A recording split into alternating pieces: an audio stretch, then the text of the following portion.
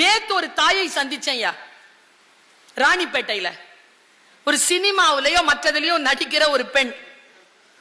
அந்த பெண் ஒரு சின்ன கை குழந்தைய வச்சிருந்தா, பேரழகா இருந்தா. பேசும்போது குழந்தை அப்படி பிடிச்சு இழுக்குது அவளை. எல்லாருக்கும் ஒரு விஷயம் சொல்றேன், குழந்தை இப்பெல்லாம் சாப்பிடறதுக்கு ரொம்ப வம்பு பண்றதுனால அவ கையில நாம இந்த மாதிரி மொபைல்லாம் கொடுத்துடுறோம். ஏன்னா நமக்கு சத்து இல்லை. அந்த குழந்தை பின்னால ஓடி ஓடி அதுக்கு சோறு போடுறதுக்கு நமக்கு சத்து இல்லை. நான் ஒரு விஷயத்த கண்டுபிடிச்சிட்டு நான் இதெல்லாம் கொடுக்கறதே இல்லை என் பிள்ளைக்கு. நானே அந்த குழந்தைக்கு அது எவ்வளவு ஓடி திரிந்தாலும் சோறு ஊட்டுகிறேன், அந்த ரகசியத்தை சொல்கிறேன்னு சொன்னான். சொல்லுமான்னு பார்த்துட்டே இருந்தேன். அவ என்ன சொன்னா தெரியுமா?